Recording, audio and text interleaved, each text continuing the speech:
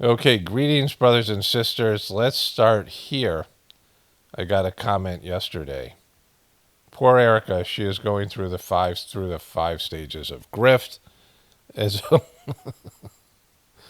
and I immediately started to laugh really hard when I said, "Yeah, this was an LOL thing." One of my favorite comments of the year so far.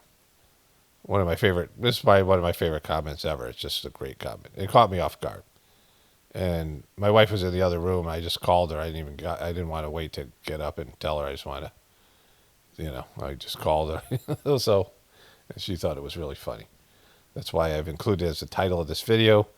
I don't know if it was a commenter made this up or somebody, they heard it from somebody else, but whoever thought this up, it's great. And, there's something weird about this whole thing. I want to do a voiceover, include this. There's some things I want to say about just in general, the different types of people. But I want to get to these. I'm going to start with these comments first. Some of them are, not necessarily the critical comments. This is the happy, smiley, excited Erika. Kirk makes Martyr money plan as the marriage looks faker and faker. And somebody writes, that's sign language for I love you. So everyone who uses sign language is really a Satanist. I swear sometimes you have my mind blown with your videos, then other times I'm just like, can I believe anything you say? Honestly? LOL. This person never commented before. They're not a regular viewer. And so maybe they do watch my videos, but this is the first time they commented, right? But I didn't say anybody was a Satanist. I didn't say that. I said she threw up the devil sword. That's all I said. Like, you guys are saying she's a Satanist, right? Or he's saying that she's a Satanist. I'm not saying everybody who's held up the devil swords is a Satanist, because every person who's gone to a rock and roll concert and held them up, or if they, the symbol itself doesn't mean anything, right? Like number, like 666, all this stuff. There's not like evil numbers. Math can't be evil. This is your own like Christian bullshit. It is, it's in the Bible, but it's what it represents to people, right? If somebody is throwing it up with intention, if she's throwing this up in some kind of weird, she's got the weird G ring and she's got all this other occultic kind of stuff. I mean, it could be that she's throwing up the I love you sign. It's a possibility. I didn't say it wasn't. And I said that in the first video I made on it. You just watch the video. I don't know where but she's weird as fuck. Like this, regardless of whether she throws up the devil's horn or she's saying, I love you, Charlie. The whole thing, I love you, Charlie, it was a weird thing, right? It was a moment where she couldn't like say those words. And she's acting with Trump and she's glomming all over him so much he's got to push her off. She's a little old for him. He's like, he likes those teenage girls. Well, the whole thing is fucking, it's weird. It's performative and weird. There's another comment here. Hopefully this is it. About the same thing. Another show that belongs on I gotta make this bigger. Another show that belongs on a burned out cable TV station. If you believe on the name of Jesus for real, you will be like him is really that easier. You're an agent of the devil. Now, I assume this is directed at me. It's such a poorly worded comment, right? It could be directed at, the person could be saying this to Erika. But, sometimes you get people who get so mad at what they're seeing. And, like, it could be a video about Trump or Biden or something. And they're talking directly to Biden on my channel. So it seems like they're talking to me. But I'm pretty sure it's directed at me. Another shill that belongs on a burned out cable TV station. If you believe on the name of Jesus for real, you'll be like him. It's really that easy. You're just an agent of the devil. And I put this comment in because I'm getting, more dumb fucks. I'm getting more views. And I'm getting some people who are thinking they have to, it's a small percentage of the videos. The videos are still getting 95, 94 plus percentage of approval because she's not well liked. Erika Kirk, and this TP USA thing has just turned into a joke for I mean, it's a joke to all of us that didn't know it existed. And then to people who were maybe kind of were on board with it, or the way that they're acting, the way that they're failing, the way that she's acting, it's a real turnoff for people. To call someone the agent of the devil, I had a flat earther show up, and I have a comment, two comments that I did last night. So I'm going to probably put those in last here, if it just makes sense. But there's something I think that I say is fairly profound about all this stuff, and I want to explain why what my position is on all these things. Listening to you attempt to tell me that I shouldn't take your advice on anything, right? Listening to you attempt to read tells me that I shouldn't take your advice on anything, and India is a shithole. I'm not a good reader out loud. Like I just, I've got better at it from doing the show. But, I'm reading it from the computer, which is whatever it is, holding a mic, and I'm not great at it. But that doesn't mean I don't say good things, right? And to throw in that India is a shithole, it is once the sort of, and I don't want to say dominant, but the way that what America is now, India was once. And the world was a much better place. I mean, this is a dumb motherfucker because the British Empire said that India was the crown jewel of the British Empire.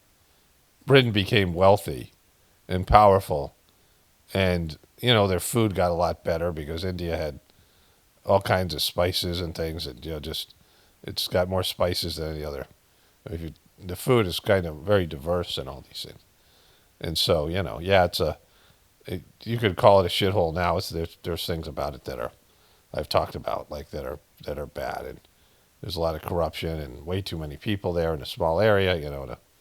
Even with the amount of people, they're still beautiful, natural things. But in terms of spirituality, it's second to none. But the bigger point is, I don't offer advice. I'm not giving anybody advice. I don't offer advice. So there's an opportunity for you to do the meditation. It's an opportunity that I know it's the thing that, it's like the best thing ever. For me, it's the best thing ever.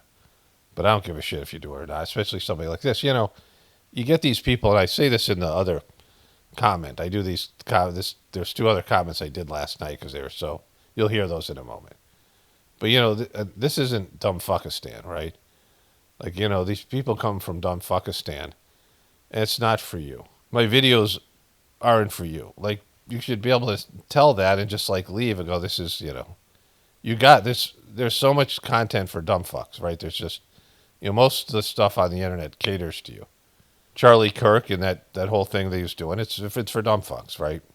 The Christian religion, the way it is now, is for dumb fucks. Let me put it this way. This is what I wanted to say.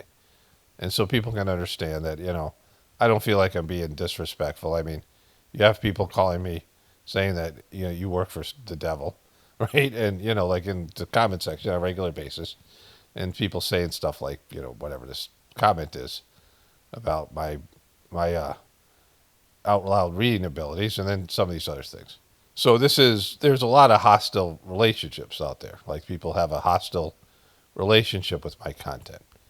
But I wanted to say this, and this is, other than the first comment that I'm using in the title of the video, why I wanted to lead the video off with these comments today.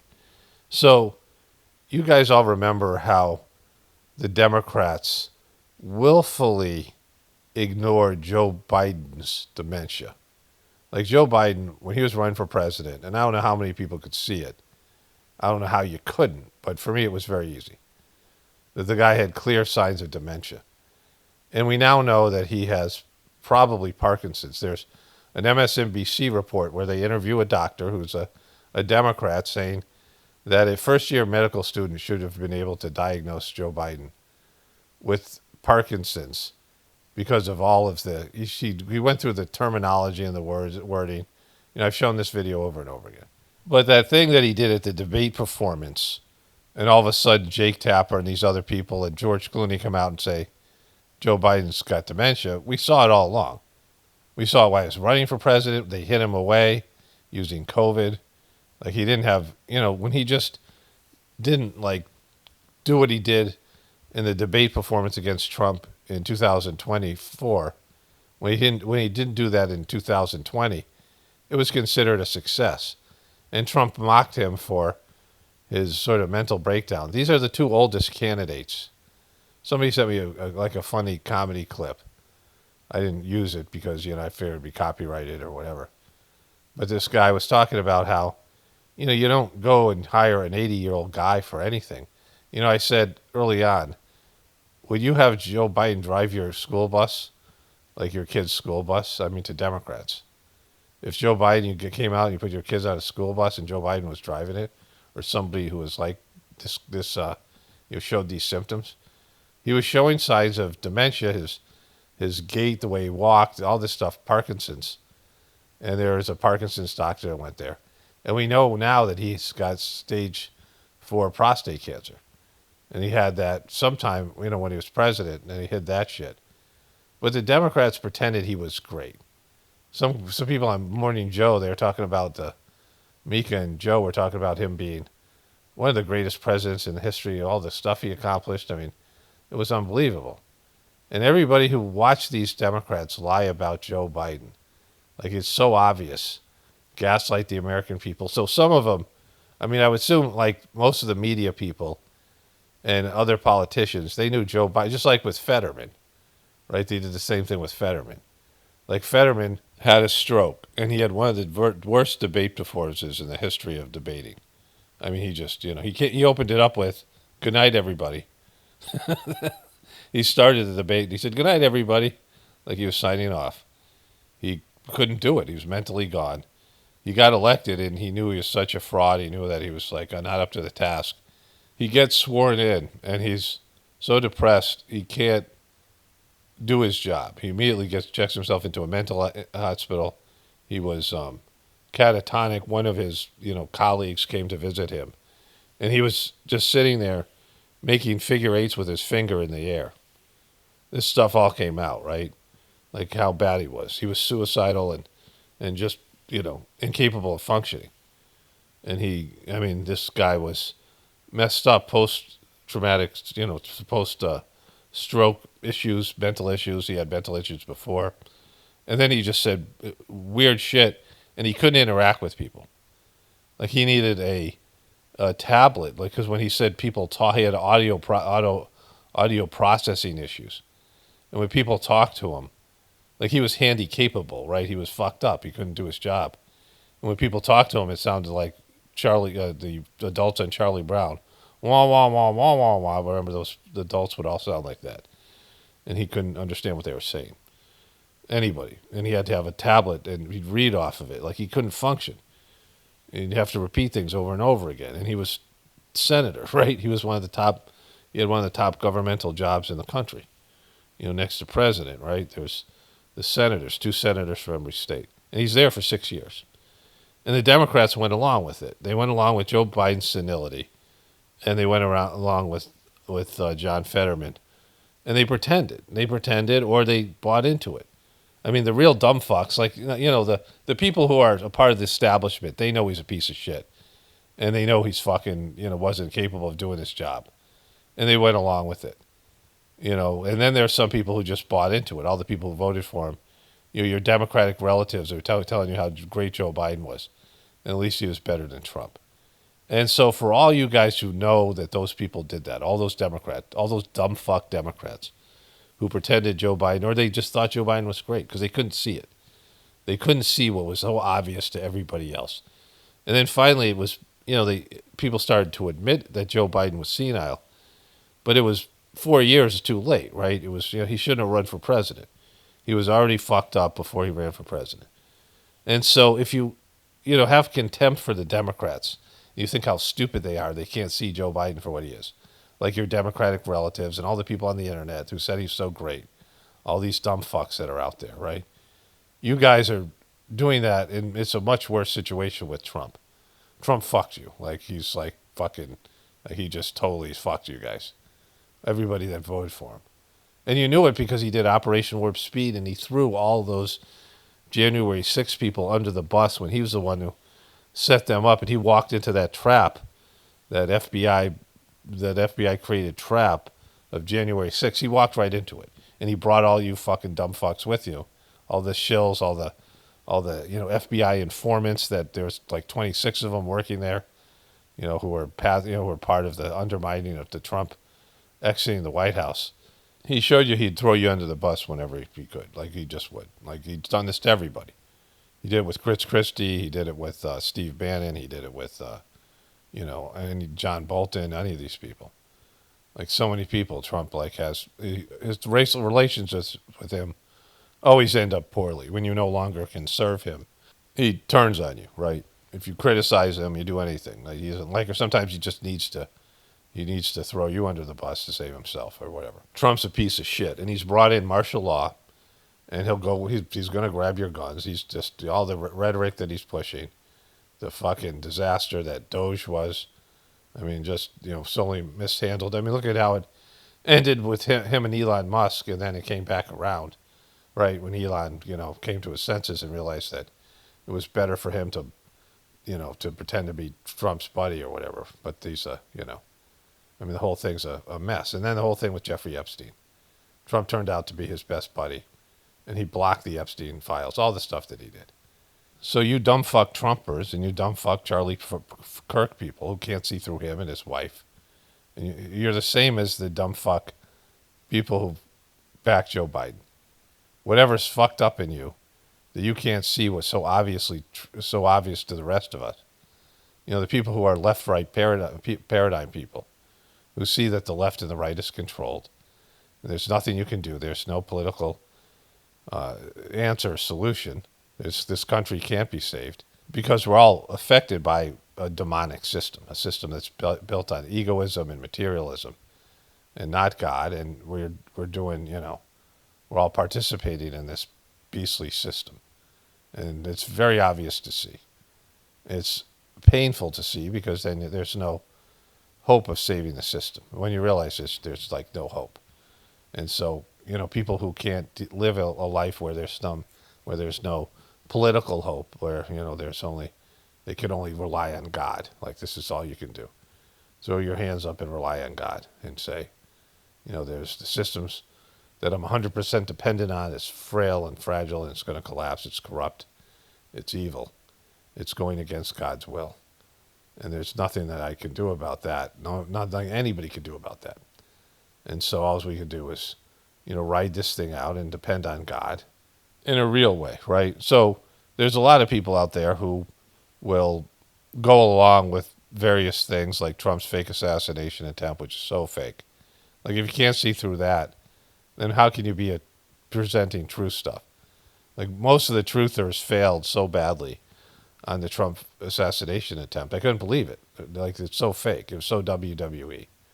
Like I called it WWE before I knew Hulk Hogan was going to be a key speaker at Trump's inauguration, before he came out with the big maxi pad in his ear when the cut already healed. All the performative stagecraft, how dumb it was, how stupid it was, how Trump's the Republican National Convention was, and all these things. I guess Charlie Kirk spoke there. I didn't know that. I didn't know who he was at the time, right? But all this stuff, it's, and all the people that have gone along with it, that still go along with it, all the people like Tucker Carlson and Candace Owens that are calling bullshit on the Jeffrey Epstein thing and talking about his relationship with Mossad, but still backing Trump, right? They still, there's only one person that can be responsible for this mess, and it's Trump. The Jeffrey Epstein debacle and mishandling, our blind support for Israel, our unconditional support for Israel and their genocide and all the ways that they're like fucking us over and making it bad for us and, American citizens. And Trump just, keeps on writing them a blank check.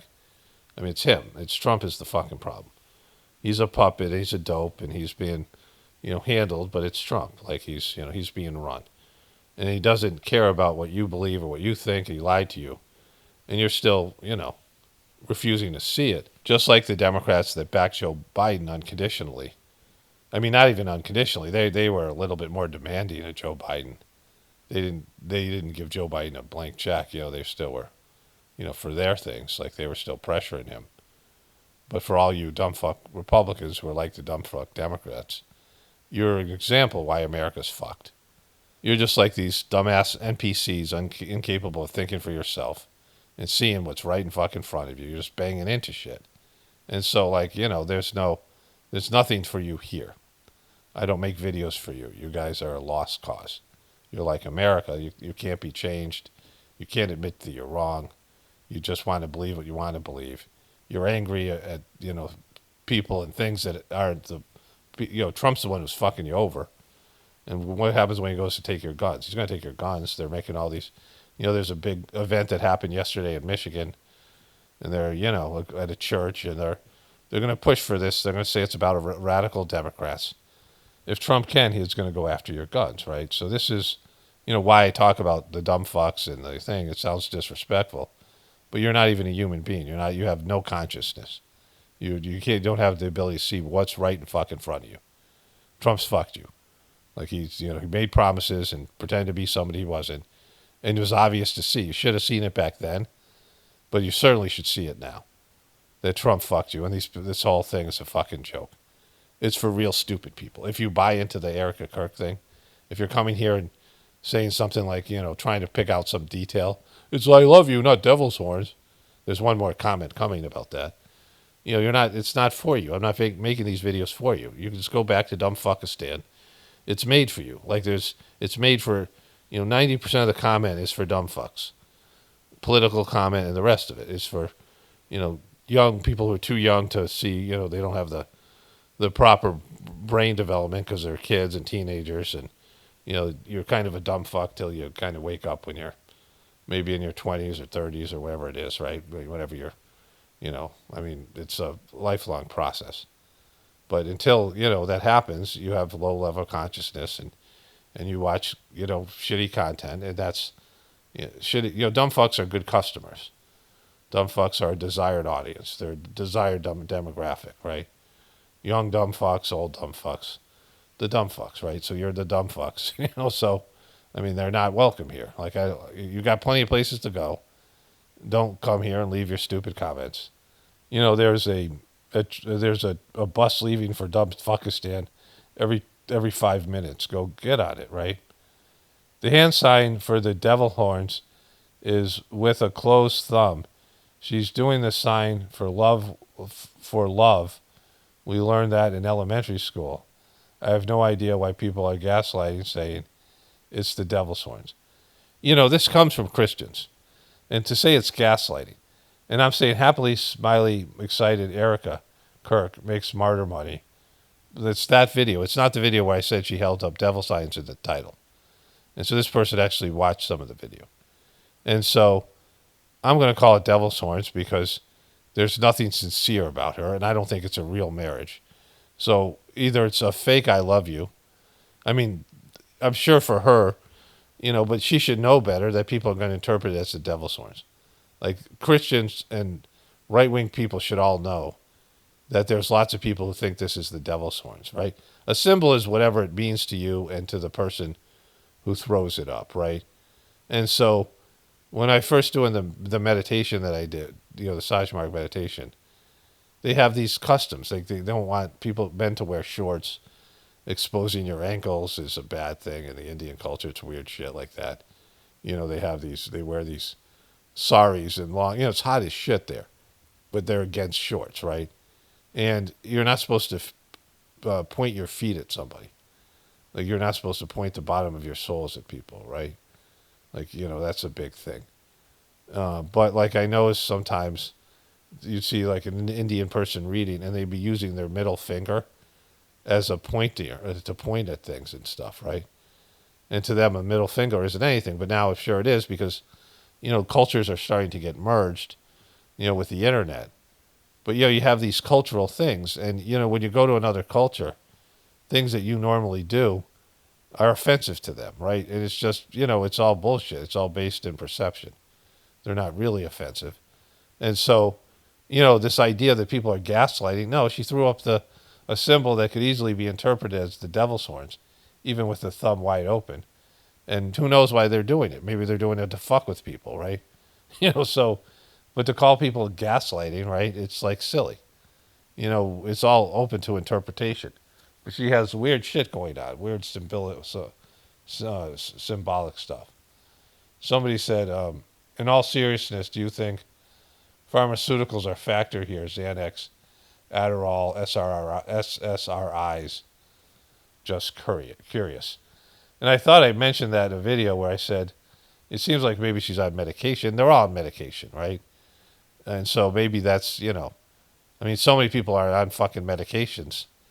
And, I mean, seems like a happy person, always laughing. And maybe that's some beta sex kidding thing. Who knows what that comes from. But she's all smiles everywhere she's been before this. On the reality TV show, she was all smiles. On the, she was on this reality TV show for a couple of scenes in a, like she was dating a gay dude. So it was a weird thing. Looked a little bit like Charlie Kirk. It was something to do with the Hamptons, right? But when she was, all these things, you see the videos of her with Charlie beforehand, she's all smiles. But she also can be tough, right? But, medication, I mean, so many people are on medication. So, I mean, that's always a factor. And so this person wrote here, this channel is fake. This channel is fake. I agree with the global tyranny, climate, fake COVID thing. COVID thing. But saying this is about this brave woman is misguided and cruel. I agree with global tyranny. I agree about the global tyranny. Let me start over. This channel is fake. I agree about the global tyranny, climate, fake COVID thing. Do they mean COVID? I don't even know what fake COVID thing is. But saying this about this brave woman is misguided and cruel. Going down the wrong trajectory. I think we are in a dangerous season. But she just lost her young husband with a heart. Now, how can you not see that she's like fake, right? Like, how can you not see it? And this is this whole guilt stuff. Of course they're using her. I mean, it's hard to criticize somebody who, on the the official story is, her husband was just shot in the throat, right? Like they can use it. They're using this martyr thing and this grieving widow thing, but she was laughing and smiling moments after he died. And I said, I don't care how she grieves. And she, I mean, it would have been best if she didn't appear at all. She waited a couple weeks before emerging. That would have been acceptable. Like she could have taken a month off, a year off, right? I don't, how long a person takes a person to get over something. I mean, you got to function, you have kids, and you have things out there, right? She was giving a speech, 2.5 days after he was shot in the throat and laughing and smiling and acting. And I mean, it was fucking obscene. And before that, she took the camera in as she had these personal moments with his dead body.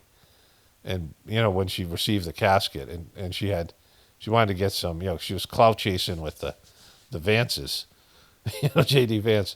And like, it's so obvious. And so if you can't see it, again, you're part of the problem. It's right in your fucking face. And I whatever your perceptive abilities, it's not, it's not for me. I mean, I don't know what your problem is. I don't know why you can't see. Like, I don't know why so many people buy into this thing. They can't see how fake this is. They can't fucking see it. Whatever your limitations are. But don't bring it to my thing. Like, you got plenty of places to go. Like this again. There's Dumbfuckistan. There's a bus leaving every 5 minutes. Like, you don't need to be here. In fact, it's a constant stream of buses. Anytime you want to go to Dumbfuckistan, you're just one click away. Click out of my video and find some Dumbfuckistan stuff, right? It's just, it should be there. Somebody wrote this. The problem is that Erika priorities seem to be the business operation of TPSU, number one. The optics of being a beacon for the Trump administration agenda, number two.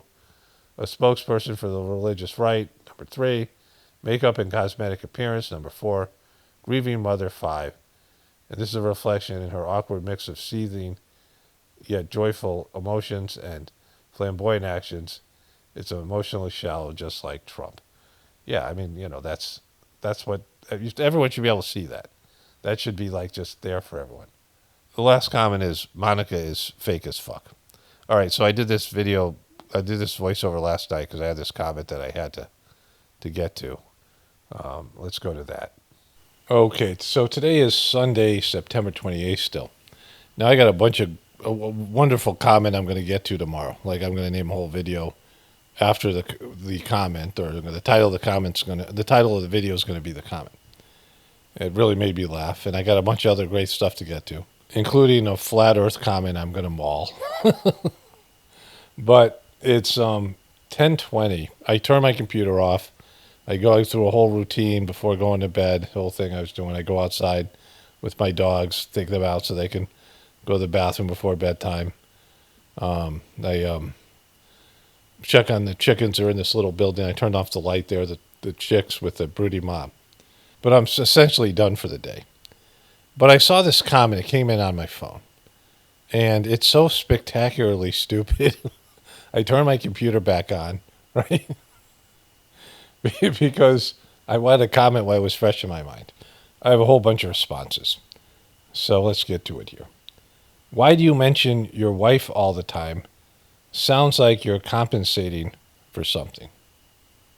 Let me let me read let me read that again. Why do you mention your wife all the time? Sounds like you're compensating for something. What in the what in the world can I be compensating for? And so someone else wrote, it sounds like he loves her, which is true, but that's not why I mention her, right? I don't mention her because I love her, because it doesn't matter. I don't have to tell you guys I love her, right? It's not, has nothing to do with my show. What might he be compensating for? Another person writes. Most people with significant others mention them often. Are you lonely? Why do you ask dumb questions? Now, these are all quality responses. They're all, true in their own way, right? So the reason I mention my wife and, also my dogs, because I, like sometimes I say I just went on a walk with my dogs. Do you think I'm compensating for that? Right? Do you think, you caught me. I'm a homeless dude. I'm living in a box somewhere. I don't have dogs and a wife. I have a blow up doll. I take her by the hand and we go for walks. I take her under the bridge and I drag her along and we go for walks. And I don't have those two dogs that you see, those two Papillon dogs in my pictures and my videos. And those are actually rats. I have a couple of rats that sometimes climb into my box at night and nibble on my toes. You got me. I'm making that shit up. So I just made all that shit up. 51% of the country is married, right? So, why would that be compensating for something? Well, I don't want to brag, but I'm married, right? Because every rap song features some guy talking about how he has a monogamous relationship with his wife. That's what people brag about. I don't mean to brag or nothing, but I'm married, right? You heard it. That's right. The thing about it is, you get these people that come across your channel, and they want to play psychological warfare. They take something that you say or do, and they try to undermine your confidence, right? But this motherfucker, and so many of them are too stupid to really do it, right? They want you to make you self-conscious and doubt what you say, and to make you tight. They want to get in your head, and it's just silly, right? Why is that? What are you doing here, right? Like, you're too stupid to play psychological warfare. Like, people should applaud when you tie your shoes correctly. You're not capable of undermining somebody's confidence. Why do you mention your wife so much? Are you overcompensating for something? You're obviously upset about what I've said, possibly about Erika Kirk, so you're really stupid. You're you're a double-digit IQ person. You shouldn't really be here. Like, you know what you heard the title of the video, you got upset, and you thought, all right, how can I get this guy? Well, what can I do? Let me listen to the video. Let me see if something pops for me. Hey, wait, he just mentioned his wife. Wait, he mentioned her again. Twice he mentioned her. Well, let me see. Let me put this into some paradoxical puzzle. Let me see if he's overcompensated for something. the reason I do anecdotes from my day, because I want to talk about, especially when the things to do with the farm, and I talk about the meditation that I do and these things that keep me balanced, and how like I deal with all this stuff that I cover, because I know a lot of people just lock themselves in their room and they gorge themselves in these things. They don't go outside. They don't have social interactions, and they get depressed, and the stuff weighs them down. And I just talk about my day, humanized, because I'm not I'm a private person, so I talk about what I do. Like me and my wife just went for a walk. Me and my dog just went for a walk. Whatever it is, right? I just went out and did some farm work, and it's also it gives some reference to the video when you're watching it. It seems like I'm just sitting there and talking for 2 hours straight, which sometimes that's the case, but usually not, because I take breaks, I go outside, do things, I make meals, I do these things, right? And once in a while, I share something about what I'm doing with my life, because. And sometimes me and my wife are talking when we're, going for a walk, and we'll be talking about stuff I'm putting in the videos, and she'll say something, or I'll say something to her that, comes out during the conversation that I didn't think of when I was making the videos, things like that, right? It's amazing that somebody would try to twist that into something, some kind of way to undermine my confidence. Because, the person doesn't even know why they're doing it, right? They don't even know why they're like, they want to get back at you. I mean, I see comments like this all the time. And I ban people, and, I make fun of them here, so people hesitate to post comments, because, it probably sucks listening to what I say afterwards. But as I always say, if something upsets you, if I say something that upsets you, it's because it's true, right? Because my beliefs don't matter. My beliefs certainly don't matter to you. We don't know each other. My beliefs don't really affect the greater, world population. I mean, maybe the meditation, the spirituality stuff, if people, a fraction of the people who watch my channel, maybe a couple hundred people are doing it, probably less than that, around 100, or maybe even less than that, right? And so that's the greatest thing I have to offer here. But other than that, it's not going to affect anything. It's not going to change anything. No one's going to change anything with their beliefs. Even people who have millions of followers, even the President of the United States. The country's going to, fall off the side of a cliff at some point. I mean, we're in free fall now. And so, that'll be it. Then there'll be real shit people have to deal with, and beliefs aren't any of that. Like, people care about their beliefs like they're important. In many ways, I don't really have any beliefs. Like, I don't have any political beliefs. I mean, things like protests don't work. I guess, maybe that's just like something that's true.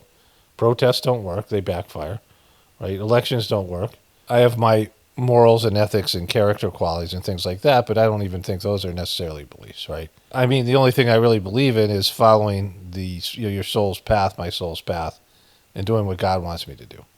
Like, that's the most important thing. And then, other things are just things I enjoy, preferences, ways I like to spend my time, whatever. I like this thing over that thing, but that's, I mean, I don't care if somebody likes the opposite, right? I don't give a shit if somebody doesn't like sports, or if it doesn't like fucking basil or something. And so, I mean, just this is why we're going over the cliff, because of stupidity like this, right? Like, this person thinks this is something they want to put out in the ether, right? They're upset. This is their way of dealing with it. You're upset about something. You didn't like what I said, and then this is where you're dealing with it, right? Are you overcompensating for something? All right, so while I'm doing this, I'm going to find the flat earth comment, because I have something funny to say about that as well. And so, here we go. I got to go all the way up to the top here. Hopefully it's one of the first ones. Let me pause this, because it's the same basic problem here. Okay, so my video, shit, I had it and I lost it. I'll pull it back up.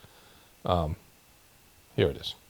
Okay, so the video was entitled, Happy, Smiley, Excited Erika Kirk Makes Martyr Money Plan as Marriage Looks Faker and Faker. And so this is what this person says. The actual mass psychosis equals heliocentrism. A billion people believing we're living on a spinning ball of water, 1,000 miles in a vacuum. Kokek. Impossible. In capital letters. Yet here we are in a societal acceptance mass psychosis because of heliocentrism is impossible, can only exist artificial, pulled over our eyes to hide from the truth. So this video had zero to do with flat Earth. Like, this is why flat earthers get an automatic ban on my channel. Because I don't care. Again, I don't care about your beliefs. If you want to believe the world is flat, I mean, really, it doesn't really come into play for most of us, right? The shape of the Earth doesn't really come into play. You know, their jobs, engineers, whatever it might be, people build buildings, I don't know, like something, air traffic control. I don't know who the people, the curvature of the Earth and the Earth itself, the shape of the Earth doesn't come into play, right? I mean, for most of us, we just go about our business. The shape of the Earth doesn't affect us at all, right? But, you know, this annoying habit these flat earthers do, and like, you know, they just don't show up on my channel anymore, thank God. I banned them. It's like, yeah, it's an auto ban for talking about flat Earth. But you're trying to interject something. It's like, you know, there's a conversation at the water cooler at work, and they're talking about the Packers-Cowboys game, which I was just watching before I came in to turn my computer off. It's at halftime, and the Cowboys are winning, which is surprising. But, you know, they're at the water cooler, and they're talking about the Cowboys and Packers, and the person comes in and goes, you know, the Earth is flat, right? You know, like, they just want to work it into any kind of conversation, whatever it might be. You know, my wife just had a baby. Oh, well, you must be overcompensating, and the Earth is flat.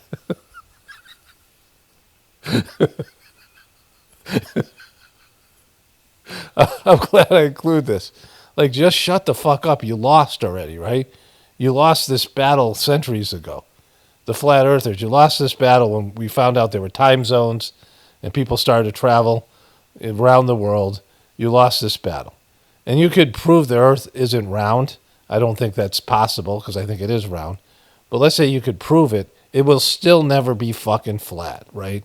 It'll never be fucking flat. You know, we live in an illusion because our souls are our real existence. And, you know, despite what this dumbass Bible says, that the soul is created, that God breathes the soul into the body. That's what somebody said. I don't know if the Bible actually says that. That's what somebody said in a comment. But that's silly. Your soul exists before your body was created. Your soul creates your body so that it can advance on planet Earth.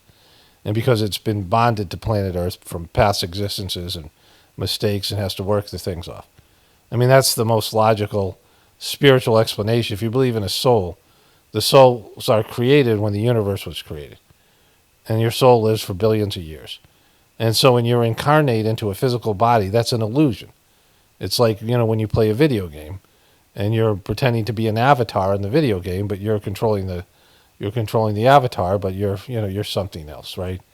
And so what we're dealing with here is a 3D, third dimensional physical reality is an illusion. And so it's Maya from the Sanskrit word. And so I think that's, you know, the most reasonable explanation. So none of this stuff even matters in terms of any of this stuff. But these fucking flat earthers, they have to inject themselves into everything. You know, you're obsessed with it. You lost, right? You lost the fucking battle. You lost the war, right? Whatever, you know, if somehow the round earth there's some kind of illusionary fucking movement like everything else was bullshit. You know, I first looked into it was because I'm like, well, I've been lied about everything else. Maybe the earth isn't round, right? I looked into it and, you know, I could see that I was at the ocean and I could see that when the sun set over the ocean, the sun was still hitting the clouds because it was at a different angle. From the cloud, you could still see the sun, but from the beach, you couldn't. And the sun was bouncing off this cloud and then hitting the ocean and creating color on the ocean. The sun was setting over the round earth and it was bouncing off the cloud because the cloud was higher than I was. And there was an angle from the cloud to the sun. And there's many other ways you can prove it, but the flat earthers just won't fucking give in because they believe in some bullshit Bible thing and the firmament, which is fine because I don't think your believing the flat earth is negatively affecting me. But what negatively affects me is you show up and leave these dumbass comments. They're not welcome here. Like, go find dumb fuckistan. And I'm going to say this over and over again. There's plenty of dumb fuckistan channels out there. There's like 80% of the internet and YouTube is dumb fuckistan. Go back to there. You're not welcome here. You don't have a fucking passport to leave dumb fuckistan. You know, you'll have plenty of people there will make sense of your comments, your flat earth comments, and your overcompensating comments. Anyways, I got to wrap this thing up, but I'll include this in my video tomorrow. Okay, so I think my wife sent me both of these. So this is, these are memes that people are putting out. So you could say it's all coming from the left, but I don't, it's not.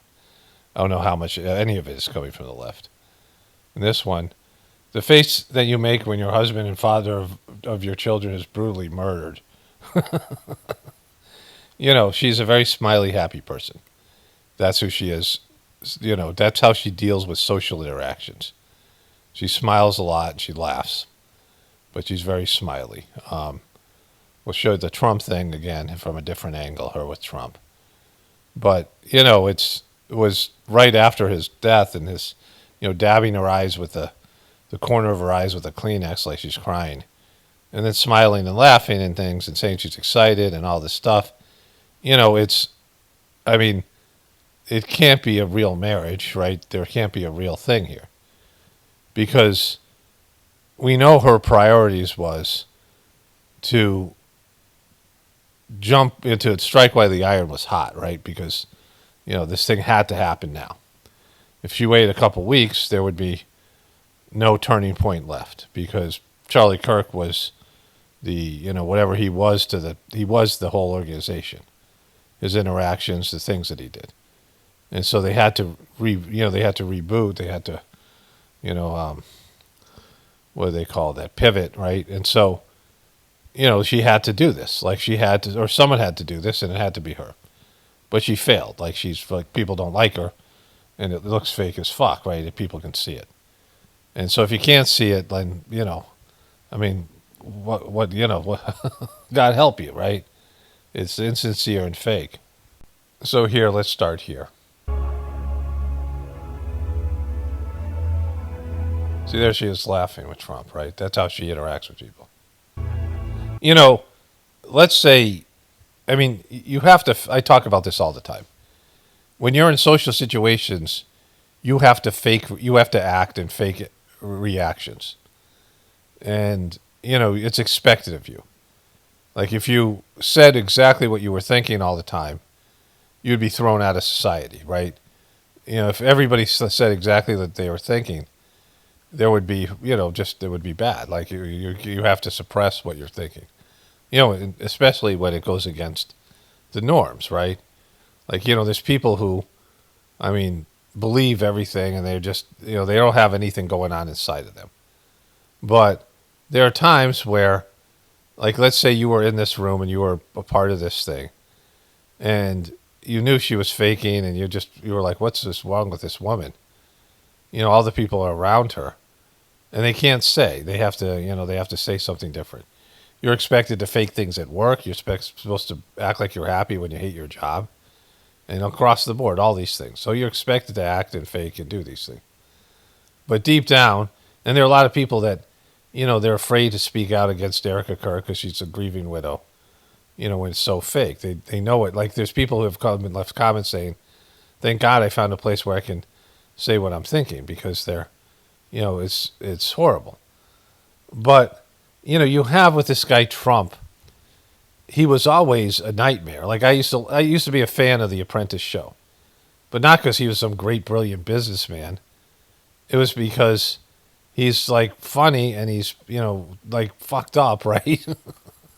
And, the whole show, I mean, it was clearly staged at various levels to make him look better than he was. And he still didn't look good. But Republicans weren't fans of Trump. Trump wasn't some evangelical Christian Republican guy when he was on The Apprentice. In fact, most of the people who viewed his show were liberals and Democrats. He used to have there was multiple rap songs referencing Donald Trump. Like Donald Trump was like, this thing that rappers would say, this billionaire, blingy kind of, in many ways Trump was like a rapper, right? He had these rap battles with people. Rap feuds with Rosie O'Donnell and things, things that to push each pushing their, mutual brands, but in the beginning, Trump was loved on The View. I mean, he was loved in all these places because he was liberal. He gave money to the Clintons. He hung out with the Clintons. He was best buddies with Jeffrey Epstein, and he was an elitist. He's elitist, and he wants to be, in the club, and he wants to be higher up in the club, and he was never really a real billionaire. Like his business stuff, he went bankrupt multiple times. He was a bad businessman.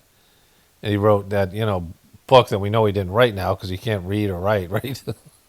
And so, the guy's a fraud. And somehow he was able to convince and dupe these people, the right-wing dopes, because they want to believe that somebody important thinks their worldview is great. And this is the problem with it, with many people in the truth community. You want validation from famous and rich people, even though you think of the so-called elites. You don't like Hollywood. You don't like politicians. There's all these elitists, like there's all these elites, the elitism, and you don't like any of it. And they're in this idea that these people are all, keeping everyone down. But as soon as one of them agrees with you, you bow down before them. And you will never admit Trump is wrong or this stuff with Erika Kirk, even though it's right in your face, because you can't. You can't, you can't make that, like, you can't see the truth because the truth is too painful. There's people who, like, you have a family and there's dad's an obvious alcoholic. And the scapegoat can say it. There's different roles in the family. The scapegoat can say, yeah, dad sucked. He's an alcoholic. But, the chosen child can't, right? There's different roles. There's children who won't admit that father's an alcoholic. I tell this story. I have a master's degree in counseling. And I took this addictions class from this guy who worked primarily with addictions.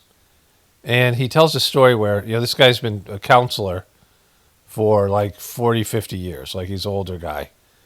And he has this couple come in. It's like 11 o'clock in the morning. And the guy's shit-faced, right? The drunk, the guy who's, they're going to marriage counseling because the guy's an alcoholic. And his wife is like, oh my God, he's doing so well and I'm so happy. She's like glowing, right? And she's so convincing in her delusion. Like the guy can smell alcohol. Like, the guy's fucking staggering in his office. And, he's like, this guy's drunk. And she's so convincing in her denial that the guy has to go get a second opinion. He goes and gets one of his colleagues and he introduces them. And he goes out in the hallway with a colleague and he says, that guy drunk? He goes, yeah, what do you think? He's fucking shit-faced. You smell the alcohol as soon as you walk in your office. Because she was so convincing in her denial, he believed it. He's like, they make you crazy, right? And that's the problem. Like people in their denial, their desire and their desperation for Trump to be something he's not. And for Erika Kirk and these people to be something they're not. Deep down, everybody fucking knows the truth. Everybody knows that Trump's a piece of shit. Everyone knows that Joe Biden was a piece of shit. And on top of it, he had dementia. Everyone knows these politicians and all the media lies all the fucking time. They all know it. And they all just, there shouldn't be any debate about it. But the emperor has no clothes thing is like a real thing. And people just don't want to go against what everyone else believes. And so this is what I'm talking about. And so we get what we deserve. Like that's who we are. People who are, believing in fucking fairy tales, believing in bullshit things. And, this, it can only end one fucking way, right? When the illusion crumbles.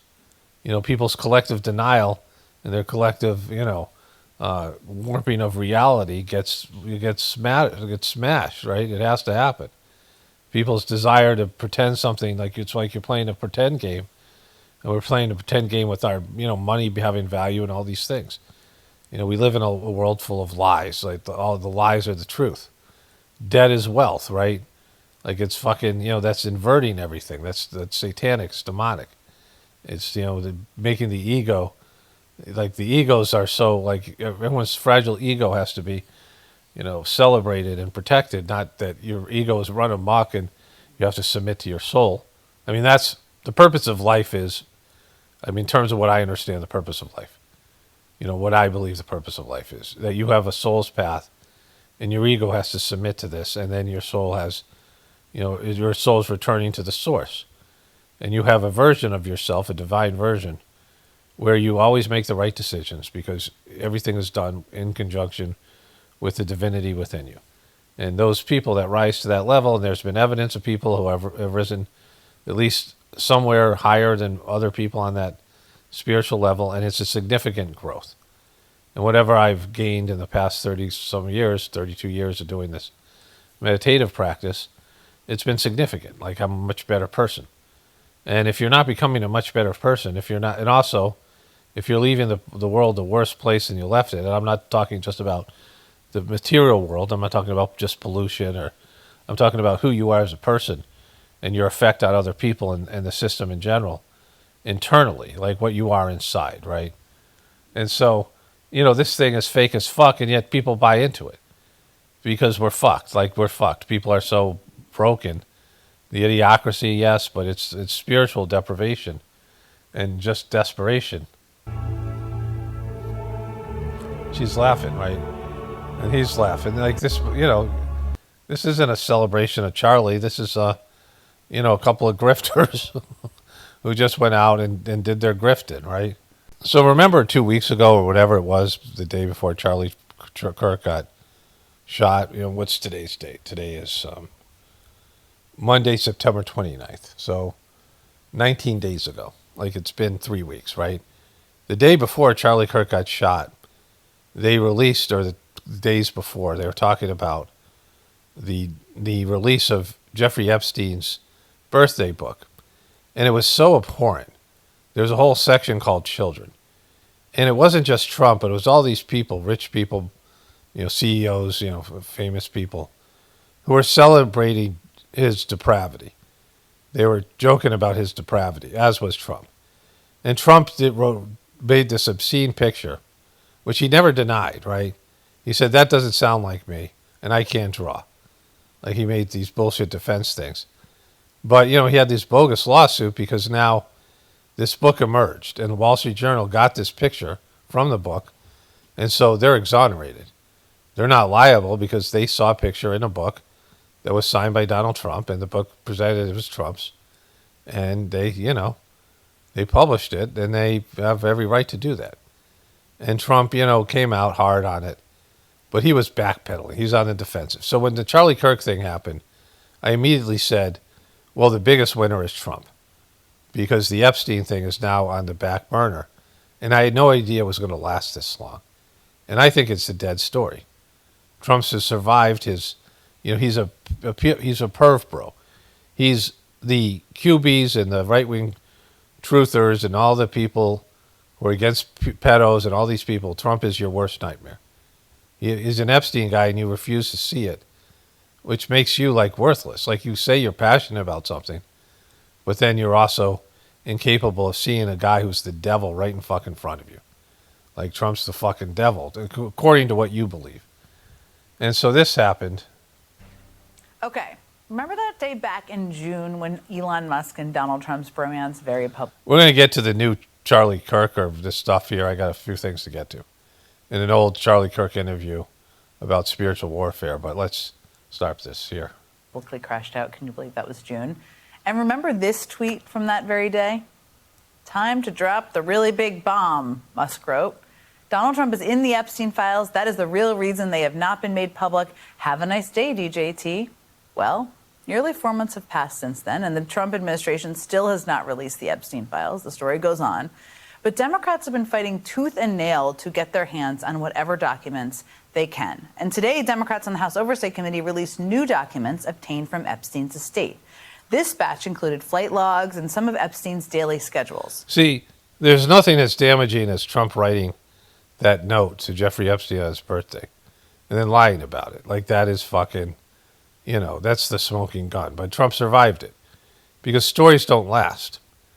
And people are distracted now, and Trump is using everything that's happening with Charlie Kirk and now this thing in Michigan and the rest of it, and he's also doing this in Portland with the ICE protests, the martial law stuff, and Trump is now on the attack. So I said, initially, who benefits from this? Well, Donald Trump, Erika Kirk, we now know, and Israel. These are the benefactors of the Charlie Kirk getting killed. They said what a great Netanyahu, who said what a great friend Charlie Kirk was to Israel.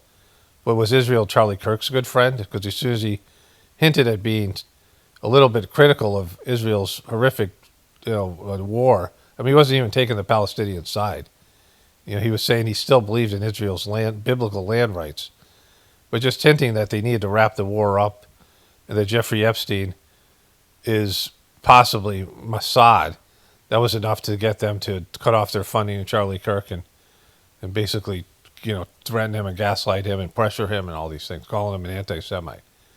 And so his death has helped all three of these entities, so the people and entities, right? Trump is the biggest one. And so, this thing, remember, it died. This story is dead. And it's 21 days ago, we haven't seen anybody talk about this. Nobody cares about Epstein anymore. That's how much Trump has benefited from the Charlie Kirk thing. It's undeniable that, if somebody had a motive, it's Trump, because it's helped him. Trump has won the Charlie Kirk lottery because of the dumb fucks, right? The dumb fucks who are so easily distracted. Squirrel, right? It's squirrel. So my wife sent me this guy, Breland Hollyhand, University of Arkansas. We are on our way now to kick off a 10-stop campus tour. We've already sold 2 different rooms, so we are on the way to the biggest room possible that fits as many students as we can. So this guy is a youthful Charlie Kirk going to campus. They're going to have different people that host his regular show. But this is one of the people who's now partnering. He talks about this thing here. What's up, America? Brian Hollyhand here, about 30,000 feet up. We are on the way to Arkansas. So everybody in line at the University of Arkansas to kick off my 10-stop campus tour. We are coming to you right here, right now. Stay in line. We have gotten a 3rd room because we have sold out this campus. This is a private jet. Campus stop 3 times, but we are coming to you. We will fit you in. Students will get priority, but we will make it happen. I cannot be more excited. We are back. So this guy Charlie Kirk is supposed to be this guy's hero, right? We are on the road. We're coming to you one conversation at a time. If you're not at the University of Arkansas, we're coming to a campus near you soon, so check out my tour dates. Boom, he's got a tour dates. Pretty happy. Happy Sunday. I want to sit down for a second to introduce myself and provide receipts for all the people who are rightfully cautious in this moment like this. It's okay if you haven't seen me before this week, but I'm definitely not a newcomer. I started my podcast in the 4th grade at 11 years old, and here he is talking about this thing. You came to my podcast to talk about Charlie Kirk here, right? Here it is. I went from podcasting to national politics a little more in 2023 because I called out the rhinos at the RNC at the time and begged that we not go back to the neocon Bush days, but instead clean house and make it MAGA. I endorsed Harmit for chair. Sadly, she lost, but she and others helped me get to still be part of the cleaning house conversation by building the first of its kind youth council in 2024. And so, I am legitimately making zero money. TV hits don't make money. Campus speeches don't make money. Overseas money that's tied to me hasn't hit my account yet, or I wouldn't be in college working so hard on a degree. So this guy's, he's the real deal.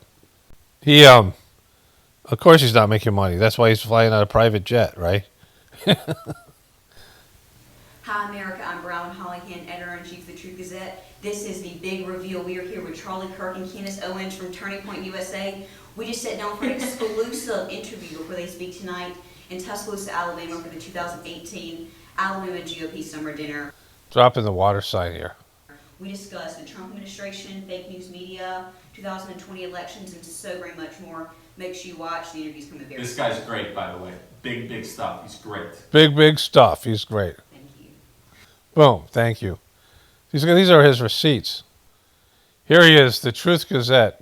It really means a lot. Thank you. I'm obviously a huge fan, support of you and your work, value our friendship and all the projects you've done. You do a great job. Looking forward to one. If you are relentless as you are at 15, we'll all be working for you. I'll tell you, that's non-stop. I know grit when I see it. It's good. Well, thank you so much. Really appreciate it. I'll say this. Last time we sat down in the same place, you were a young single bachelor. Oh, yeah. This time you brought your wonderful wife. Right there. Everyone go get married. Next time maybe you can bring a whole family. There you go. So look, we're looking forward. This fake wife's in the audience. He's had quite a different hair there. But I guess, so this guy's somebody who's an up-and-comer. Now, there's nothing on their official YouTube channel, but he talks about partnering with Turning Point. So today we're announcing that I'm partnering with Turning Point USA, and I'm going to be launching a one conversation at a time tour, traveling to 10 college campuses across this great nation in this semester, being bolder than ever to carry out Charlie's legacy to reach the next generation. Wow. We'll be announcing later this afternoon all across the country some really important places, some that Charlie was Wow, big news. slated to speak at later this semester, some that have had such liberal backlash from their professors in the wake of Charlie's passing that we feel the need to now go to those campuses specifically. And yes, there's security risk. Yes, I'm getting more death threats by the hour than I've ever gotten in my life before, but it's important. It's important. I'm getting them. They're coming in like this. So this guy stepping in and doing this stuff, you know, there's all these people wanting to get the Charlie, you know, position, right? I mean, the knives are out, right? The knives are out. They all want the Turning Point position and money and, you know, things there, the clout. The son of Brian Hollyhan. This video is taken 1 hour after Charlie Kirk died. Look at his facial expressions. You already got the memo. Within an hour, this guy with zero name recognition appears on all the major media looking ready to take over TP USA. His dad sits on the board of the American Israeli Friendship League. This looks like a hostile takeover by a foreign government to brainwash the American youth. Well, you know, Charlie Kirk was already a piece of shit, right? It's also an incredible story that you share with us really quickly, Brillin, about fourth grade, a podcast. That's incredible. And Charlie Kirk appears on your podcast. He's smiling. Look how happy he is. They just find out Charlie Kirk is dead after shooting. And he's, look at him. Tell me about the role he played for you as a mentor.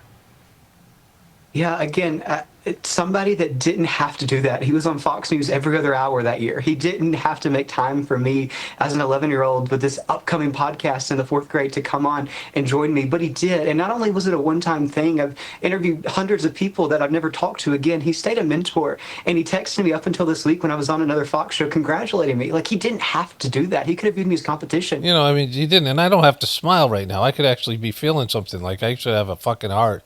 I could actually be feeling like, oh my God, my mentor is dead. I could actually not, you know, be sitting here smiling, all happy and go lucky, you know, like, but Erika Kirk can do it. So I guess I could, you know, we gotta hit strike while the iron's hot, right? We gotta get in there. I mean, somebody else is gonna take my slot, right?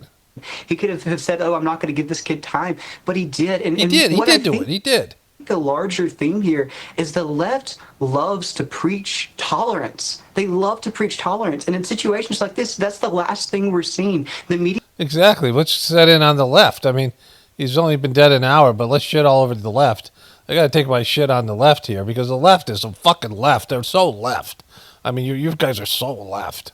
Coverage on the other side of the aisle is not like this. I was just scrolling through channels, and immediately I heard the guy's dead, and I'm like, let me go and see what they're saying on the left because I know fucking they're taking a big giant shit on Charlie, and I know I'm just, you know, he's my mentor. He's only been dead an hour, but Jesus Christ, what's the left saying?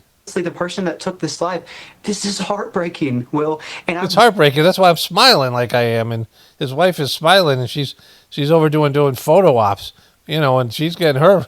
She's getting her, you know, her bling on. Really hope, if anything, that people get off the sidelines. This weekend, I'm going to a youth rally in South Carolina, and you better believe that I've already had my team shoot me text saying, Brown, you really need to caution this. You really need to think about not standing in the middle of a park and speak to the next generation. Because, you know, I mean, I might get a fake assassination attempt. But I am more energized than ever to carry on this torch, to carry on this legacy, because that's what Charlie would have wanted. He would have wanted us to continue. He would have wanted it. I know. Like, I'm just one of the many people saying what Charlie would have wanted. What would Charlie want? Well, he would want me to get me. He wants me to do the me and then me and I me. It was always like that. When someone says Charlie would have wanted this, it's about me and something I want to do, and Charlie wants it too because Charlie would have wanted this. Charlie would have wanted this. He would have. He needed to fight the good fight just like he did. Boom. Okay. Now you're gonna fake cry? No doubt, Brian. It's okay. You're so emotional, Brian. Settle down, bro. Okay, wipe that fucking smile off your face and show us some tears, bro. This person who posted this here, the report, Shadow of Ezra. who benefited from Charlie Kirk's assassination? Something that I asked. That's what you always ask. And they got him. He was on these shows. Brian Halligan shares favorite memories of Charlie Kirk. These are all the day of. So he was already booked on all these shows, right? He's coming across all these different. This looks like it's Newsmax, Newsmax here. And then, of course, Fox News. So he made the rounds. This is his thing here. Indirect ties with family and pro-Israel advocacy. The American Israel Friendship League, the AIFIL. Brian Hollihan serves on the board of the IIFL, a nonprofit organization promoting U.S.-Israel cultural, educational, and economic ties. So he's getting the shekels. This guy's already sheckled up, right? This guy wants those fucking shekels. Breland Hollihan, weird name. Peace through strength, America must stand with Israel. Left sincerely during the protests at Columbia and Yale has made their stance perfectly clear. Democrats are anti-Israel and pro-death to American tans. Republicans probably stand with Israel and condemn these hateful rhetoric. And then down here, they say America first means isolation. Wrong. It means putting God, country, and freedom before global chaos. That's not what it means. We stand with Israel because we stand with peace against evil. No apologies, no surrender. So, this is all these people. They want their peace. They want their piece of the Martyr money. They want to, use Charlie, speak for him. Charlie would have wanted this guy. Charlie wanted this guy to succeed him. He did. He just, maybe they didn't get the note yet. We'll see what happens with him and Erika. But he says he's partnering with them. So they have all these different, they're probably just waiting for somebody to pop. And if this guy pops, he's really annoying. I mean, just annoying.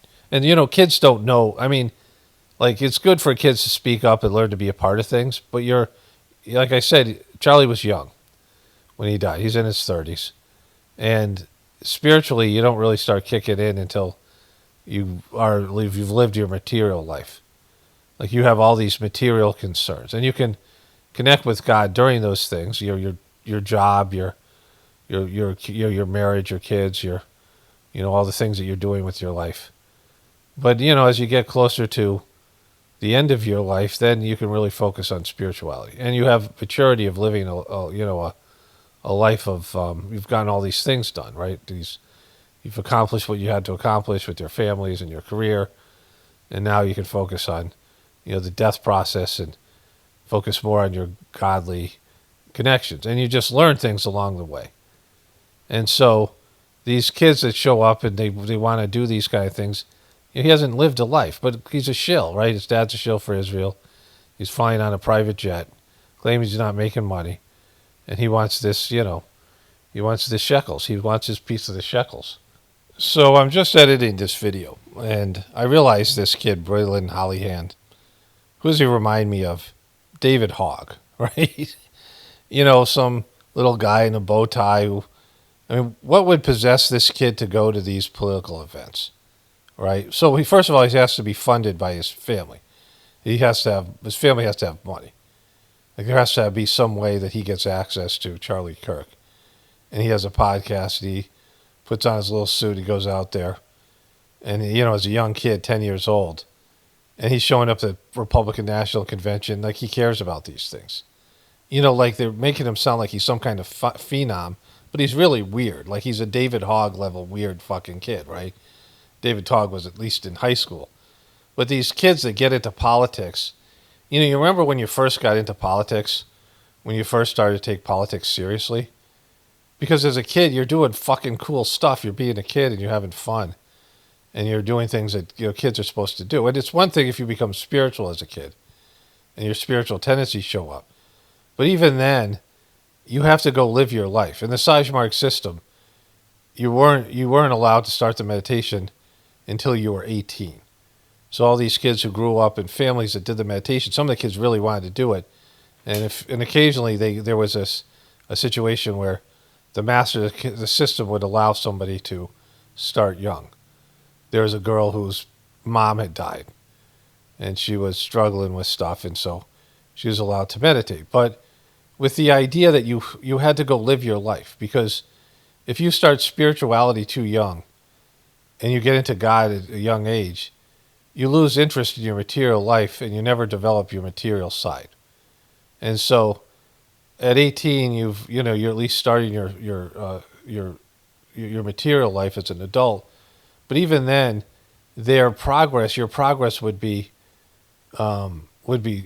delayed as a young person, because you had to go out and live your life. You had to get married. You had to have a family. You had to have a job.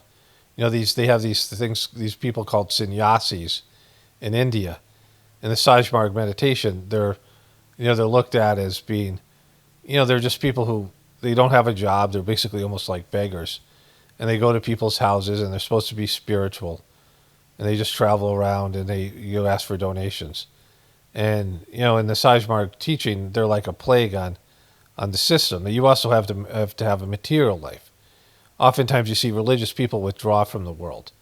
They're monks, they're whatever they are, and they don't have a material life. They don't have families. They're celibate. These things, and that's unnatural. You have to have both things. And so these kids who get into politics at a young age, what the fuck, right? Go out and do kid things and have fun. And there's a lot of bad things now with video games and all the rest of it. That's it's not a great childhood. But these kids who are like this are usually programmed in some way. They're in some kind of a program, and their parents are indoctrinating them in some way, right? Because what kid would find interest in these topics, hating the left and being into the right and all this stuff, wanting to be a junior Charlie Kirk? It's not natural. And again, you can't do it without the blessing of your parents. Your parents have to provide the money and probably travel with you and do whatever needs to be done so that you can be a part of this thing. So this kid, these are just like plants, right? If they're not, some sort of CIA, whatever, mind control kids, there's some other way they're being put out there and groomed for these positions. And they don't live real lives. Like, this kid didn't live a real life of doing kid things and having fun and doing, being a kid. He's watching fucking news clips of the left wing and, shitting on them and, interviewing these fucking, these dumb fucks that go to Charlie Kirk thing and being groomed for, the day that they're going to kill Charlie Kirk, and they need some people to fill those, the void left behind by him, right? And he's just weird. He's a little fucking Christian David Hogg.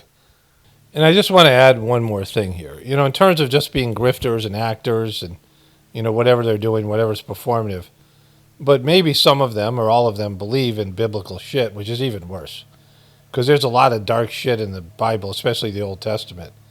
A lot of weird demonic stuff, a lot of, the way God's misrepresented. It's not a good book. And if they start pushing, modern day politics and foreign policy based in biblical scripture. I mean, Charlie Kirk said he believed in the scriptural rights of the Israeli people of Jerusalem, of Israel, in terms of the Promised Land. I show that picture of the Promised Land so much. And, the Promised Land is, 5 or 6 different countries having to be invaded and having that land taken away from them. Like restructuring the whole Middle East to make biblical Israel a reality. And if that's a real goal of theirs, then holy fuck, like, this is really bad. And they have these kids, I mean, whatever program they're pushing out there, if they're basing it in the Bible, like, it's fucked. I mean, it's already fucked, because if they're basing it in greed and whatever their reason for doing it, it's not the will of God. It's some bullshit, egotistical, evil shit that they're doing, right? And they're getting these kids out. They're training these kids, indoctrinating into this way of being. Of course, we have the liberal indoctrination with the transgender stuff and all the gender stuff that's happening there. Like, both sides are completely fucked, and everyone should be able to see it. They're so warped and so delusional and so unnatural. And when you have these extreme opposing forces dominating the airways, and both pushing for censorship to the other side, both pushing for bad things to happen to the other side, both talking about how if the other side continues their path, are allowed to continue the path that they're putting America on, it's going to destroy America. America's already fucking destroyed, right? So, like all these things. So, with all these things, people carve out their own audience. and depending on your point of view, and depending on, how much you align with the dumb fucks. Because really what this is about, dumb fuck audience, right? They're not going after smart people. But apparently she has this U tattoo that people are saying it's Saturn, and Saturn means Satan, to some people. Like, again, I don't, to me, I don't know about any of this stuff, right? A lot of this is right-wing Christian stuff, and I've already talked about the Bible saw. It's not a good book. It's not a good religion because it doesn't connect. There's no pathway, and you have to go outside the framework of the religion to connect to Jesus and God internally. Like you have to, go beyond what they offer. They don't offer a method. They don't, these things. And there's all this stuff, and it's not important because, you don't have a good spiritual aspect to that religion, and all those religions, Judaism and Islam and all these, these Middle Eastern religions, they're about power and money and death and blood, and there's just a lot of fucking darkness, guilt and shame and just all this stuff. But not really about connecting to divinity within you. But anyways, she has a weird tattoo there.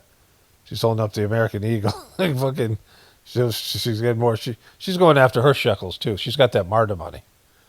But this, this is something, baby. Okay, so there's a video that's recommended to me with a Jordan Peterson interview with Charlie Kirk called Spiritual Warfare. Some third-party person posted it. And there's no reference to spiritual warfare in it so much. Like it was kind of talked around. But what was interesting about it, I'm not going to show the clip because, just time permitting. There's a part where Charlie Kirk is talking about how he was doubtful of his ability to debate college kids because he himself never went to college. Like whether he had the intellectual development to debate these kids and be on their level because he himself didn't go to college, which is kind of a, an issue. College, not that college is great, especially now where these kids have no future, and by the time you learn something, it's obsolete. And with the onset of, the apocalypse, and then, of course, AI, which also is the AI apocalypse is part of it. But here you have this thing here, this Stagecraft 47, and this is part of his merch. And then this, these, toys that he put up there for his daughter. Like this is all staged, this is all the manufacturing of the set, right? But, there's this idea of spiritual warfare. And let me just play this clip here. Parent, I highly recommend that you come to America Fest in December. Sign up right now for that because we would love to see you. I would love to see you there. Love to see you. I would. Charlie would. Charlie would. Charlie would. Like, we know what Charlie want. Charlie would. Yeah, Charlie would. He'll be there in spirit. He will. He'll be there. Bring your kids. Bring your family. Keep their faces hidden. I mean, even if they're not real kids, like if you want to just bring pretend kids in and fake like you're married, you can do that too. But most important of all, if you aren't a member of a church, I beg you to join one. I'm begging right now. Fucking begging. I'm begging you. A Bible-believing church. A Bible-believing church. Not none of these churches that don't use the Bible. Fuck those churches. Any kind of anything else. But the Bible ones. That's what. Like, find one that believes in the Bible. Our battle is not simply a political one. Above all, it is spiritual. It is spiritual. The spiritual warfare is palpable.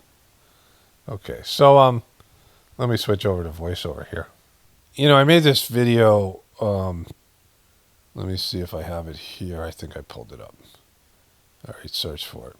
What people don't know about good versus evil, Trump says he can do whatever he wants. That's when Trump said he could do whatever he wants because he was president, right? It's from 3 weeks ago.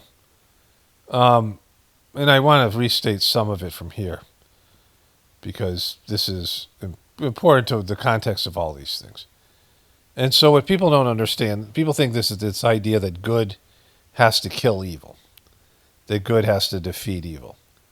And it's very silly. It's a silly idea because there's only one thing that doesn't have an opposite, and that's God, God's love.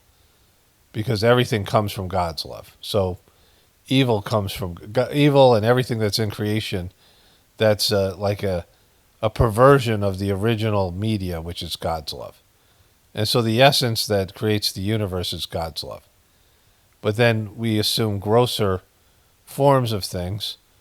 And so there's God's love, and then there's compassion that is, similar to God's love. I mean, it's a lot more aligned with God's love. But then there's something like hatred, and there's these other things that are, we're all God. We're all a part of that original creation. But then there are grosser forms and things that like are, that go against the original essence, the things that attack God's love, whatever it is, right?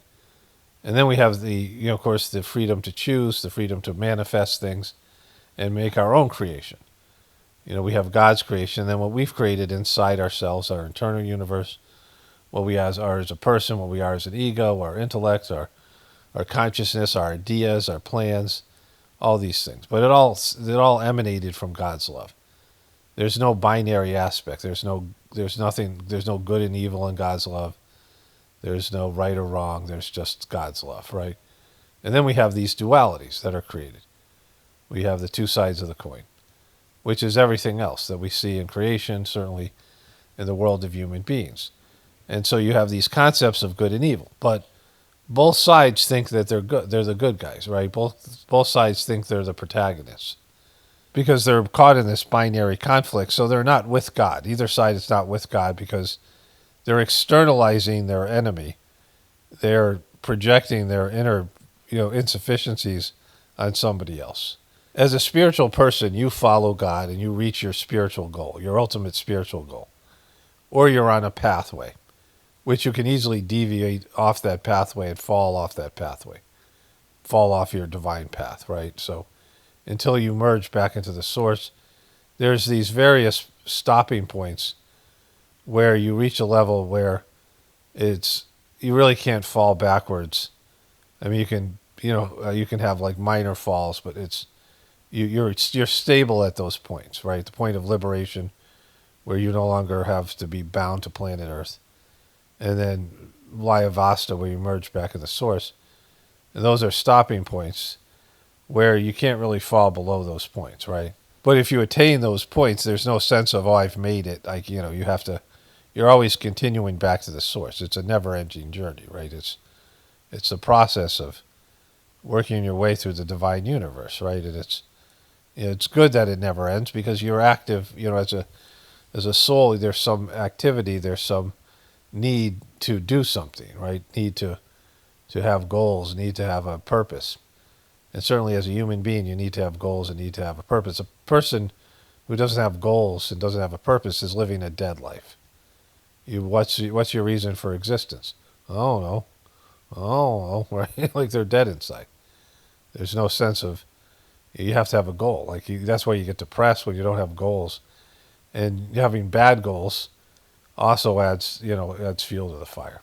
But as you become a spiritual person, you're on your spiritual path, other people's don't matter. Your spiritual success is up to you. Like, it doesn't matter what people do or don't do. And you have to free yourself from people that hold you back or situations that hold you back. Again, this isn't offering advice or telling people what to do. This is what has to happen.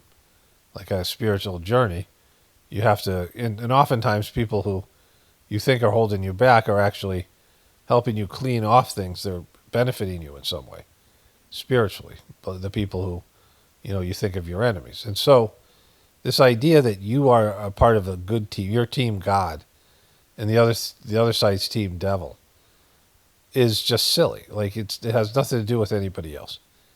You have to achieve what you have to achieve. And it's purifying your internal world and realizing that the stuff that you're upset about outside yourself is something that you have inside yourself that you are not strong enough to admit to and get rid of it, right? So, Trump and Biden were very similar. They're almost identical in their personality types, their ages, and all these things. They had similar problems. They were both gropers, weird guys. They both had weird sexual stuff. They both had, similar personality types. They just were on opposite sides of the political divide, but in terms of their characters and who they were people, they're pretty identical, pretty similar. Trump was a businessman and Joe Biden was a politician, and Trump was, became a Republican and Joe Biden pretended to be a Democrat, but they were, almost identical. But people couldn't see that. They couldn't see that they're the same guy, right? But when you become like a spiritual person, there's no longer any idea of that you get to choose who you serve and who you're there to help everyone connect to God, or at least give them the opportunity. People aren't going to choose that, but you're not here to destroy them. If God did, if you're on such a level that God can communicate with you and say, destroy this person, destroy that person, on a direct order from God, not some kind of imaginary bullshit thing that popped into your head. You have to be like, you can't be a crazy, unstable fuck and, think you're talking to God. A real spiritual person has a real relationship with God. And God orders you to do something like, whatever, on a spiritual level, not, physically assassinate somebody or something like that, right? I'm talking about like where you make a Sankalpa will and, somebody is destroyed on some the things, the events that unfold. Spiritual warfare is not about you picking up a gun and you doing something in the world. Again, there's no such thing as spiritual warfare, but if God orders the destruction of something that's evil, whatever it might be, a civilization, a real spiritual person, a saint, doesn't feel anything personal about that. They just hear God's orders and then they manifest what God wants. They're a conduit for God. They don't judge. They don't decipher. They're told destroy this system. They don't even know what it is half the time. Make this thing happen. Do this thing. They're an instrument for God, right? But that isn't spiritual warfare. That is, things have to die at a certain time. Like death isn't, anything that anybody who was killed in the Mahabharata by Krishna got liberation. So like, what's that, right? Like those, like even the worst fucking people. Some of them are higher developed souls. But the Mahabharata is the only where the war is like the central point of the spiritual teaching. Like the Mahabharata was the centerpiece of Krishna's life as a incarnation of Vishnu. And what was left after the Mahabharata was the Kali Yuga, like the worst of the Kali Yuga, right? So there's these two groups, the Pandavas and the Kauravas. I'm not pronouncing that right because they have they put the different accent on this different syllables. And so I'm reading the book and I'm sure that I'm in my mind pronouncing the names wrong throughout. But you had the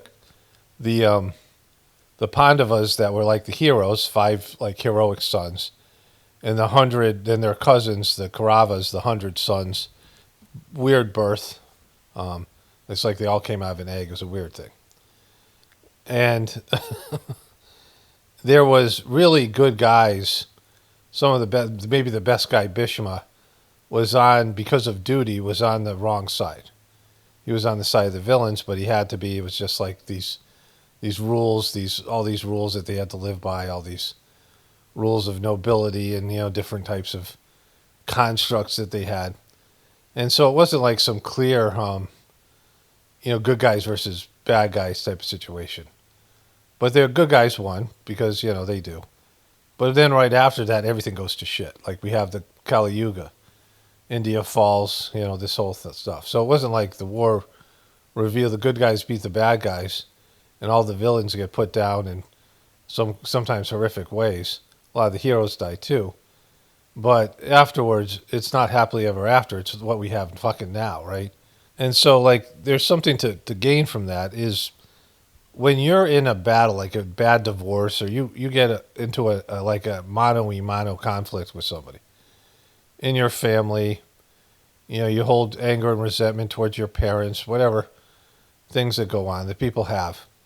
When you get into this thing where you're thinking about somebody every day and hating them, or it might be political, like the people who are obsessed with, this left-right thing, you're defined by your enemy. Your enemy, like this is what I was saying about Trump and Biden. Your enemy is, if you're in some sort of death struggle, your enemy defines you, right? Your enemy is you, right? The person that you're hating is a reflection of the hatred in you. It's a mirror. The person's mirroring back to you. And so these ideas of the left and the right and Democrats and Republicans and, Russia and China and all these different ways of aliens maybe, like your enemy, when you get into these battles, these death struggles, and people know when they get into a bad divorce or you get into some horrible conflict with something or somebody, it just turns you evil. It's like you get obsessed with it. You lose sight of all the good things in your life. There's a great story. There's this comedian that told this story. It was a Netflix special. The guy's, he's sort of a storyteller. I don't really like the comedian, but this was an interesting story. And he weaves this story throughout his comedy set. And he was in a car accident where some drunk driver hits him and T-bones his car. The guy runs a stoplight or he runs through a red light or stop sign or something. And he hits the car. And the guy's in Chicago, something like that. And the cop, he mixes up driver one, driver two. And so driver two, the guy who's drunk, or whatever, driver one, whoever he is, they'll call him driver two. Like he gets a test and he's drunk and he T-bones the other guy. But the guy messes it up and the comedian is blamed for the accident. And he goes to talk to the cops, to change the, saying you got the wrong guys here. And the cop's like, fuck you, and threatens him. The cop's like a complete dick. And he goes in front of the judge and nobody will do anything about it. This guy's investing money and time. It goes on for years. And he's obsessed with it. This wrong that he wants to correct it. But you can understand why. And finally his wife or girlfriend says to him, let the fucking thing go. You're just a mess. You're no fun to be with. Like, you're losing sight of me and everything else, right? And so, this is the kind of thing that happens to people. You get obsessed with things, and then you lose sight of the good things, right? I mean, this kid, who is, for those of you who listen to the Journey series, there's a kid who's been around for a while, and he was like a junior Charlie Kirk, and he spent time with Charlie Kirk, and Charlie Kirk was his mentor. And then he went on Fox News saying that he was checking out the liberal channels. So immediately smiling, Charlie Kirk's been dead an hour, and his mentor, and he's smiling, checking out the liberal channels and shitting on them, right? Like, so your first thing is to go and check out all this stuff. I look at this stuff every fucking day, and it's all the fucking same. It's not like, there's different levels of stupidity and different issues, but I can pick any one of these things, and my whole coverage is because you guys find it interesting. Like, I can't talk just about spiritual things because no one would give a shit, because people don't want to hear that shit. They want drama. So I covered Hollywood. Sometimes I cover sports. It's all the same bullshit. It's people just going in the wrong direction, wasting time, and being disconnected from their spiritual self and pursuing their egotistical pursuits and, being basically sucky people because they're living the wrong way, right? Like, it's all the same shit. Like, it's just different characters, different people. Whether I'm covering Charlie Kirk and his crazy widow, or I'm covering, Biden or, Alec Baldwin, it's all the same stuff, right?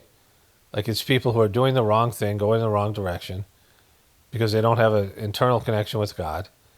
And they're just fucking up because you need to have that. Like, you need to have, very clear connection to your soul's path. And in this time period, people just don't have that. They don't even know that it's a possibility. And when you tell them about it, they don't want to fucking do it because their ego is happy hijacking their purpose. You come down here with a spiritual purpose. You have a soul's plan. Your soul has a plan for you. And almost immediately upon, not immediately, you're a baby, but even as a toddler and then as a kid and then certainly as a young adult and an adult, you've forgotten all about your soul's plan. You're not connected with your soul. And your ego is just like, all right, I'm just going to do this instead. It's like if you were playing a video game and the avatar in the video game just disconnects the controls and starts doing whatever the fuck it wants, right? And you're trying to control the thing, and you have a agenda, you want to get through the game, and it just goes off and starts fucking around, jumps into other video games, and it's not even doing what it's supposed to do. It's not serving its purpose, right? So when you become a spiritual person, you just follow God's orders, like the true spiritual person. Like you're a master, you've mastered yourself. Your ego no longer plays a factor. You always do what God wants you to do, and there's no bad or good or right or wrong. You're here to correct everybody. Not correct them, but help them correct themselves, right? You're here to offer a spiritual solution. And even at doing it like on a minor level like I do here, I talk about spiritual solution, and a lot of people are desperate, and, few people have dabbled in it. I mean, I've had, like something like 150 million total views here. And, millions upon millions of people come to my channel. And all these people have, so many of them have heard me talk about spirituality and things like this. By talking about, Seismic meditation, the advantages to it. A free service, they can do it now. The Gratefullness meditation is linked in the description box of all my videos. And people listen to hours upon hours of what I'm saying, and they like my channel, and the differences that are made because I'm doing this spiritual stuff. I'm doing this spiritual practice, right? But I'm dabbling in it because I don't have any faith in people. But the opportunity is there, whether you hear it from me or somebody else, right? The opportunity to be a spiritual person and find the divinity within you exists all the time. You don't even need somebody to tell you about it. You can do it on your own. Some people find it on their own. They just connect to God on their own without any religion, anything. They don't even know what's going on. Like, they grow up in a culture with no religion. They grow up with atheists. They don't even have any real training as a religious training, and they just connect to God. They start channeling and they become conduits for God. Anybody can do that. Anybody can, it's an option for everybody. It's something that you're supposed to do. Like your soul is expecting that you're going to do that, or at least it's a part of the plan that's laid out for you. And when you end up succeeding in this plan, then you have to serve God, and through serving God, you serve other people. And there's no enemies. You want everybody to go to God. You're hoping that everyone will pick up the option and say, yeah, I'm going to connect to God. Like, it's better if everybody does it. Like, you don't want to, you can't kill your way out of it, right? God can't kill his way out of this thing unless he just destroys all humanity and starts over with something else, right? And I mean the beings that work for God, because God really doesn't dabble in such things. Like, things just happen automatically. But when we get to a point where we're unsalvageable, which we're pretty close to that point as a species, we'll be extincted, right? And there's lots of reasons for it, but it doesn't matter. It matters that we're just not willing to rise up to it. The information's there. Like, we're under dire type of circumstances, not just in terms of this life in the world, but in terms of our species and in terms of our souls. Because, like, what if you never get it? You never do what you're supposed to do. What is God to do with you, right? As a soul, if you work constantly against God, it gets to a point where your eternal soul even is wiped out. Never mind going to hell, you just don't exist anymore. Your soul is just fucking gone. Something that's eternal, that's supposed to be alive from the beginning of this universe to the end of it, is just erased. Like, that can fucking happen, right? And there's, like, lots of people that are under those circumstances. They just are repeat offenders, right? It gets to the point where it's like you're just never going to fix yourself. You're never going to serve your true purpose. You've hijacked your soul's path, like whatever these egotistical entities that cling on to the soul that make up the subtle bodies. You're too broken to ever fix yourself. Like, there's no hope. And we're talking about that kind of situation where your soul gets erased, right? Or it can't come back, like when the population is reduced. I talk about this all the time. When we go from 7 billion to 1 billion or less, what happens to all those souls that want to reincarnate here or are supposed to reincarnate? Where do they go? Not to a better place, right? The ones that are that aren't high priority, that aren't working with God, the ones that work with God always get high priority. And so they'll be the ones that incarnate here, especially if there's a spiritual movement afoot where there's an opportunity to turn this thing around spiritually. They're going to take the worst people and say, hey, you guys aren't coming back in. You're not allowed back on planet Earth. You fucking suck, right? You're done. Like, you got to go somewhere else. Like, we got something going on here, and you're going to fuck it up. So, all the people, the so-called elitists, where do they go, right? If they're too evil for they're too wayward to go to planet Earth. Where do they fucking go, right? And so, none of these things are about a need for you to do something to destroy evil. Like that doesn't, like all these people think it's spiritual warfare and you got to do something for God. That's where all the bullshit crusades happen.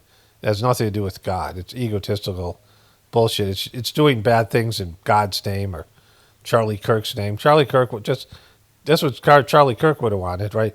As soon as Jesus died, it allowed a lot of people to say, this is what Jesus would have wanted, right? They've been saying this for years now. That's the whole bullshit around the Christian religion is people speaking for Jesus. When he was alive, they couldn't do that, right? Well, let's go ask him.